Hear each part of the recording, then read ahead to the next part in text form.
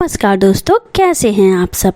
आज तो हम मॉर्निंग में 4 बजे ही रेडी हो गए और आज हम जाने वाले हैं माँ गंगा के दर्शन के लिए। जी हाँ, आज है हमारा डे 4 जो कि गंगोत्री धाम हम जाने वाले हैं। जी हाँ, डे 4 में हम जा रहे हैं गंगोत्री धाम, क्योंकि यहाँ से लगभग हमें 100 किलोमीटर उत्तरकाशी से गंगोत्री धाम है। तो इसके लिए हम मॉर्निंग में 4 बजे ही निकल रहे हैं।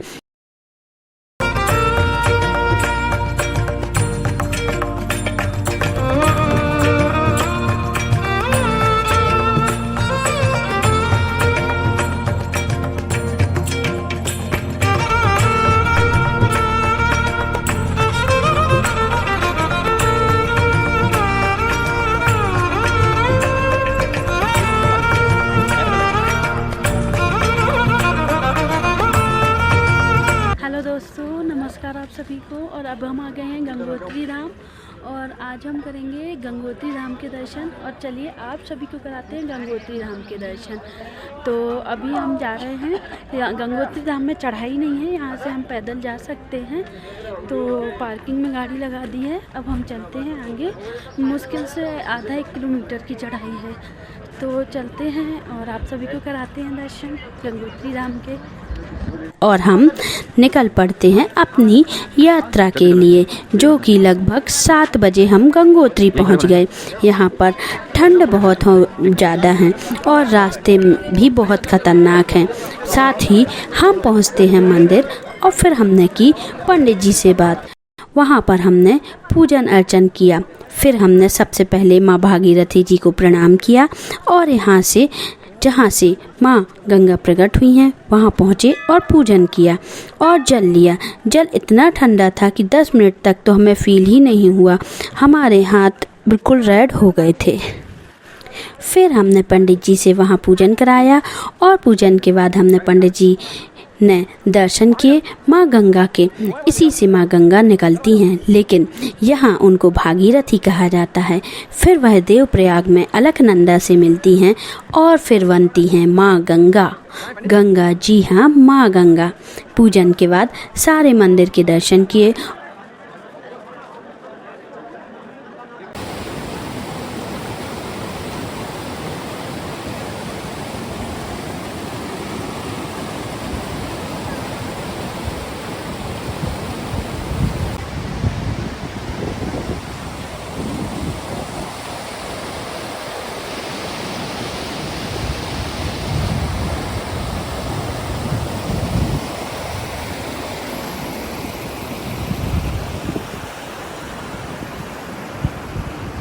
कराया। इंद्र ने कहा अगर सुमेध यज्ञ पूरा हो गया तो मेरा जो सिंहासन है ना वो छीन जाएगा। तो जो घोड़ा था सुमेध यज्ञ का, उसको आधा रास्ते से कपिल मुनि के आश्रम में मार दिया। और जिससे राजा सगर को खबर मिली अश्वमेध यज्ञ का घोड़ा चोरी होगा, 60,000 पुत्रों को भेज दिया और सैनिकों को। और ढूंढे ढूंढे पूरे भारतवर्ष घोड़ा नहीं मिला। अंत में पहुँचे कपिल मुनि जी के आश्रम में, वहाँ घोड़ा बंधा हुआ मिला। उन्होंने मुनिवर को चोर कपटी का। मुनिवर अपने ध्यान में थे, पत्थर फेंके। जैसे ही मुनिवर ने आंखें खोले, क्रोध की जोत नहीं निकली, 60,000 वहीं पर राख हो गए। तो उनके मोक्ष के लिए, उनके उद्धार के लिए राजा सगर, अंशुमंसन, अंशुमान, दिलीप 4 पीढ़ियाँ लग गई। गंगा धरती पे नहीं ला पाए। 5वीं में भगीरथ जी आए। भगीरथ जी ने इसी स्थान में बैठ गए। सामने भगीरथ जी का मंदिर है, ये सफेद वाला।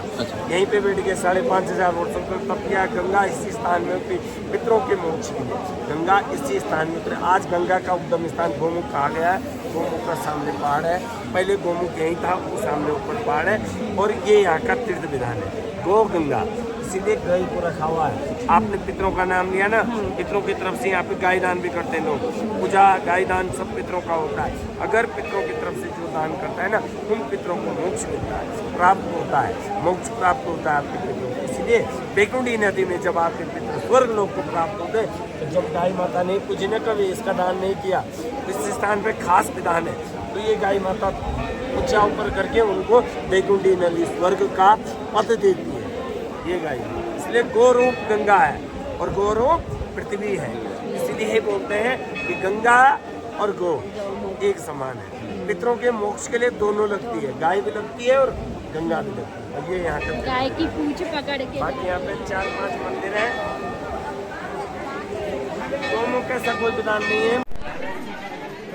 अभी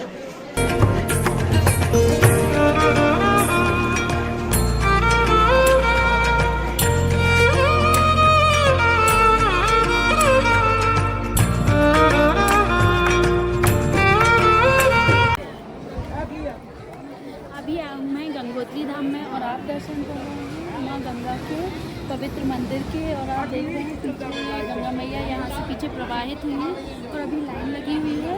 और आप थोड़ा जल्दी आते हैं तो इजी लाइन में लग के आराम से आपको 15-20 मिनट में दर्शन हो जाएंगे। वैसे जितनी लाइन है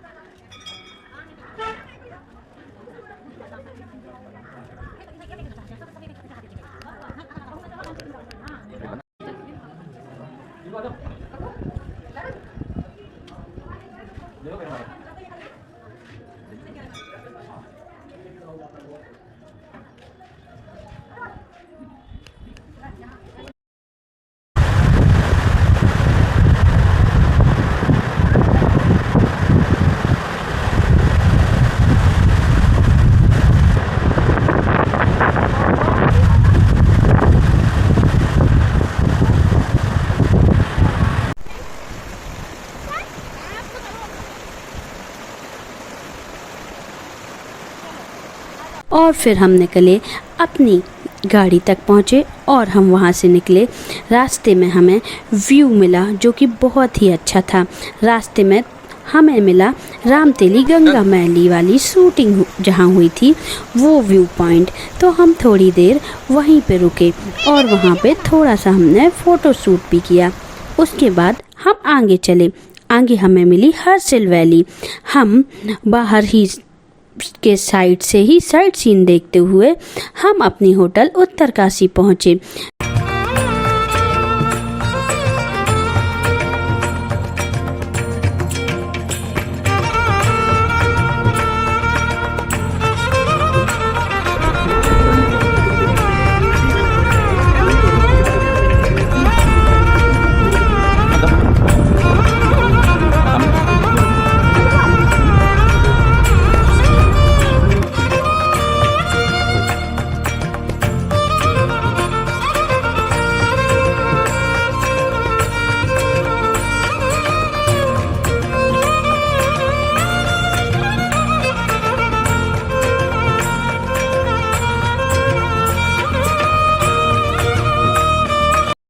और उत्तरकाशी की होटल में हम रुके हैं, होटल रेस्ट एंड बाइट में। यहाँ का डिनर हम आपको बताते हैं। डिनर भी बहुत अच्छा था और मॉर्निंग ब्रेकफास्ट भी। इन्होंने हमें सुबह मॉर्निंग में 4 बजे ब्रेकफास्ट पैक करके दे दिया था। तो अगर आप आना चाहते हैं तो यहाँ आके रेस्ट एंड बाइट में अपनी बुकिंग कर सकते हैं, जो कि बहुत ही सुंदर, बहुत ही प्यारा व्यू है। यहाँ से पीछे से भागीरथी भी निकलती हैं। इसकी लोकेशन बहुत प्यारी है, तो आप जाके यहाँ पे पीछे फ़ोटो शूट भी कर सकते हैं और होटल से ही माँ भागीरथी के दर्शन का लाभ उठा सकते हैं। तो चलिए, आज हमने अपनी यात्रा शुरू की थी और अंत करते हैं। चलिए, कल हम निकलेंगे एक और नई यात्रा पे और हमने अपनी बुकिंग की है अद्भुत उत्तराखंड से। इसका नंबर हमने नीचे दिया है। आप चाहें तो अपने 4 धाम यात्रा का पैकेज अद्भुत उत्तराखंड से बुक कर सकते हैं। तब तक के लिए नमस्कार और मिलते हैं कल आगे की यात्रा में। जय जय माँ गंगे।